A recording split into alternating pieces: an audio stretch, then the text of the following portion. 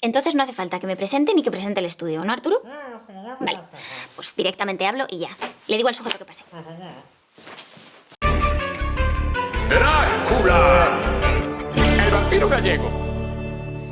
Gracias por venir a esta sesión de seguimiento, Rafa. Gracias a ti por invitarme a tu programa. Verás, en tu anterior sesión sugeriste una serie de temas muy interesantes. Tanto que me estoy planteando cambiar el tema de estudio porque me pareció fascinante. ¿Ah, sí? Por supuesto. Arturo y yo lo hemos hablado y hemos pensado que Drácula es un sujeto de estudio mucho más interesante. Claro, puedo hacer los miembros del club de fans. Soy el presidente.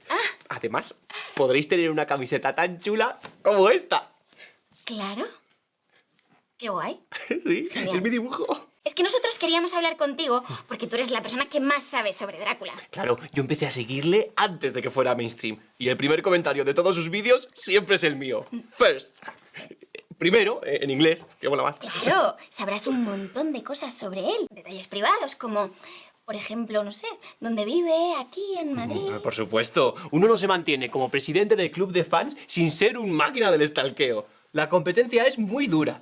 Drácula tiene un sótano en Madrid, en la... Un momento. No. Tú lo que quieres es llevarme a la delantera y que te haga a ti, vampira. Yo llevo mucho tiempo esperando y trabajándome este momento. Yo seré el siguiente en ser el convertido por el amo. No, Rafa, no. Nosotros solo queremos hacerle una entrevista. No puedes engañarme, soy una persona muy inteligente. Hago los sudokus más rápido que nadie de mi grupo de recreaciones históricas de los fusilamientos del 2 de mayo. Pero nosotros solo queremos acceder a él por el interés científico. ¿No hay nada que pueda decir para convencerte? No. Es una información sensible que bajo ningún concepto se puede divulgar a extraños. Otra cosa sería si pertenecierais al club de fans. Claro. ¡Claro! Sí, corta.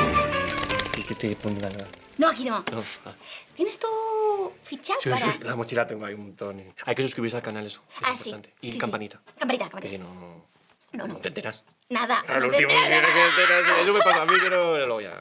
¿Qué pasa, gente? ¿Qué tal? ¿Qué os ha parecido el capítulo de hoy en el que teníamos la vuelta de Rafa? Por cierto, un personaje del que se ha hablado poco. Hemos hablado poco de Rafa. Habladme, Rafa. Contadme qué os parece el personaje de Rafa. Pero vamos a hablar de los comentarios que dejasteis en el capítulo de la semana pasada, en el que el protagonista indiscutible fue Juanan. Juanan, o quizá deberíamos decir Enrique Corrales, el actor que lo interpreta.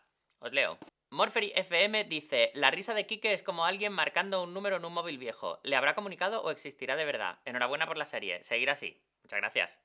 Francisco Gálvez Ruiz dice: viendo la parte final del capítulo ha entrado mi sobrino nieto de 3 años y me ha preguntado si estoy viendo alguna foca en el ordenador. La risa de Juanan. Gran capítulo el de hoy. Alex Losa dice: quiero esa risa de politono con muchas OEs. Pues eso, que ahora resulta que os interesan más las tomas falsas que los capítulos. Diana dice: Juanan despierta sentimientos encontrados, pero hay peña a la que le gusta a este tío. Anonadada me hallo. Pa' gustos los colores, I guess, pero sigo esperando que se muera bien muerto. Vale, Diana, nos queda claro. Más vale que Juanan no se encuentre contigo en un callejón oscuro. Pero bueno, como os decía, la gran protagonista ha sido la risa de Enrique al final del capítulo. Sony Targaryen dice: la risa de Quique alcanza tonos dignos de Reina de la Noche. Iba a decir algo sobre el capítulo, pero se me ha olvidado al oírle. Qué contagiosa. Pues nada, chicos, estamos encantados de haberos alegrado el día con el capítulo y aparentemente con la risa de Quique.